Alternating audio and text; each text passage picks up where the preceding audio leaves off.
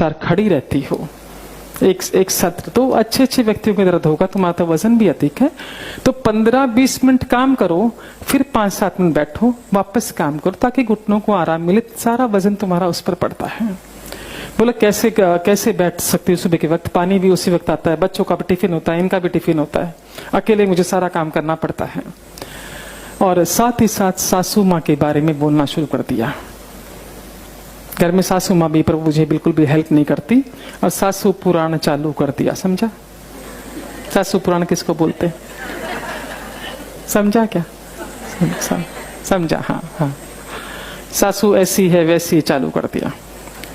हमने कहा कि उसने अपने जमाने में बहुत काम कर लिया, अभी हमारा समय काम करने का है ना। उनका बुढ़ापा है, उनको आराम करना चाहिए। तो बोले क्या का बुढ़ापा?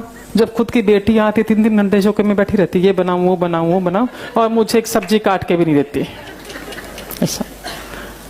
और बोलना शुरू था सासू माँ के बारे में। और एक का एक क्लिक हो गया कि कल तो हमने स्वामी जी के उसमें सुना है, पढ़ा है कि निंदा नहीं करनी चाहिए, और ये तो माता जी की, सासू माँ की निंदा कर रही है, तो कहीं ऐसा तो नहीं उनके कर्म भोग रही हो। सहज ही भाव आया, मन में आया कि एक्सपेरिमेंट करके देखते हैं।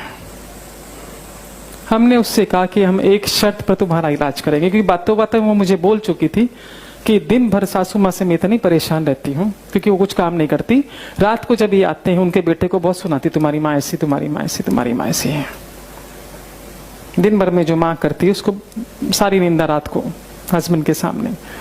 हमने उससे कहा कि एक शर्त पर तुम्हारा इलाज हम खुद करेंगे, कि तुम्हें सासू माँ की निंदा बंद करनी होगी और उनकी बड़ाई करनी होगी। बोली बड़ाई हमसे नहीं होगी, क्लियर बोल दिया, है ना। निंदा भी सोचना पड़ेगा। मैंने कहा फिर हम इलाज नहीं करने वाले, क्योंकि हमको तो एक्सपेरिमेंट करना था। बोले ठीक है, निंदा नहीं करेंगे, पर बड़ाई हमसे नहीं होगी, क्लियर बोल दिया। सेकेंड डे आई, कुछ परिवर्तन नहीं था, पेन एज इट इज था, पर उसे मन में एक संतोष था कि हम कर रहे हैं तो ठीक हो जाएगा। हमने आते से पहला प्रश्न पूछा, कल निंदा करी क्या? बोला यहां तक आया। उसी ने जो एक्शन किया,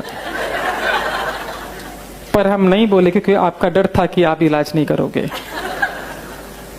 और हमने उससे ये भी कहा था कि तुम तो करोगे नहीं निंदा, और यदि हस्बैंड भी करेगा माँ के बारे में कुछ, तो आपको सुनना भी नहीं है। बोले नहीं, वो तो नहीं करते, मैं ही करती हूँ। मैंने कहा चलो एक पक्ष है। थर्ड डे 2 दिन बीता, 2%, 3% थोड़ा अच्छा लगा। चौथे दिन बहुत खुश होकर आई, वेरी हैप्पी। आते से मुझे बोली कल जो पॉइंट आपने दिया था ना, वो आज भी देना। मैंने कहा उससे बहुत आराम मिला क्या? बोले नहीं, घुटनों में उतना फर्क नहीं है, पर बरसों बाद मुझे बहुत अच्छी नींद आई। जो कॉलेज के जमाने में सोती थी, सुबह उठती थी, और कई समय से मैं साउंड स्लीप नहीं सोई हूं। मेरे को बहुत पड़ी, मैं 10 बजे बिस्तर पड़ी, से 6 बजे उठी, मुझे बहुत अच्छा लग रहा, नींद बहुत अच्छी हुई। तो जो पॉइंट आपने कल दिया था आज भी देना। हमने कहा 4 दिन से वही दे रहे हैं आपको, है ना। पॉइंट वही है, पर हो सकता है तुमने अपनी दिनचर्या में कोई परिवर्तन किया हो, तो बताओ, उसका असर होगा कि नींद तुमको अच्छी आई है। उसने चीजें बताई, दिन भर में क्या किया।